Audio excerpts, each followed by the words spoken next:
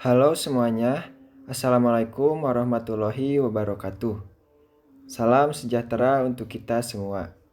Perkenalkan, nama saya Diki Bahtiar, NIM 857531139. Saya adalah mahasiswa program studi S1 PGSD dari UPBJJ UT Bandung. Hari ini, Senin 27 April 2026, saya akan mendokumentasikan hasil pengamatan praktikum IPA untuk tugas 1, yaitu mengenai simbiosis. Tujuan pengamatan ini adalah untuk mengidentifikasi interaksi antar makhluk hidup di lingkungan sekitar saya. Berikut adalah hasil pengamatannya.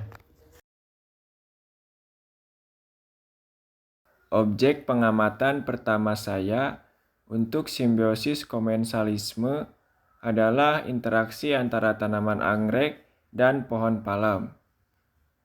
Bisa kita lihat, pohon palem ini tumbuh dengan tegak dan menjadi media bagi tanaman lain untuk hidup.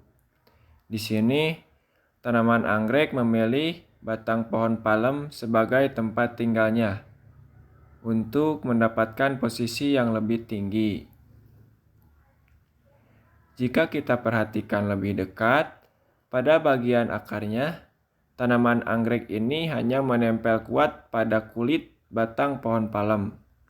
Akar-akar ini berfungsi sebagai alat cengkram dan untuk menyerap air serta nutrisi dari udara dan air hujan, bukan mengambil cadangan makanan dari pohon palem.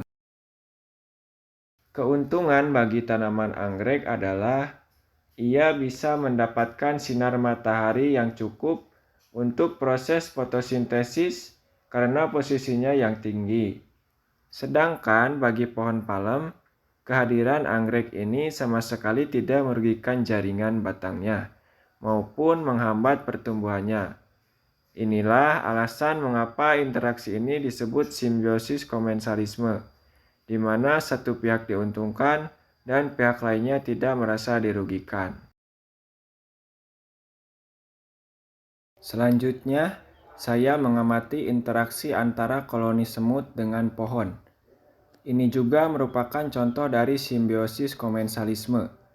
Semut-semut ini mendapatkan keuntungan karena pohon menyediakan habitat yang aman bagi mereka untuk berlalu lalang, mencari makan, serta berlindung dari predator maupun cuaca ekstrim. Di sisi lain, pohon ini tidak mendapatkan pengaruh apapun. Semut tidak merusak jaringan kayu maupun menghambat pertumbuhan pohon.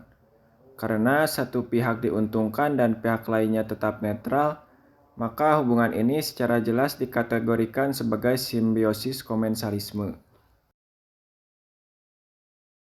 Objek pengamatan terakhir adalah interaksi antara lebah dan bunga, yang merupakan contoh simbiosis mutualisme. Hubungan ini bersifat saling menguntungkan. Lebah mendapatkan keuntungan berupa nektar sebagai sumber nutrisi utamanya. Saat menghisap nektar, serbuk sari akan menempel pada tubuh lebah. Di sisi lain, keuntungan bagi bunga terjadi ketika lebah berpindah ke bunga lain, di mana serbuk sari yang terbawa tadi akan jatuh ke kepala putik.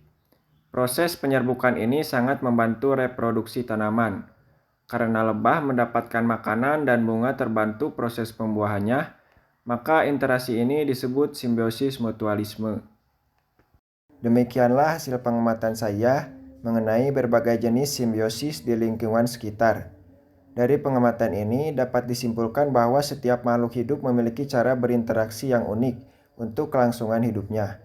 Seluruh data ini telah saya tuangkan ke dalam laporan kegiatan praktikum. Terima kasih. Wassalamualaikum warahmatullahi wabarakatuh.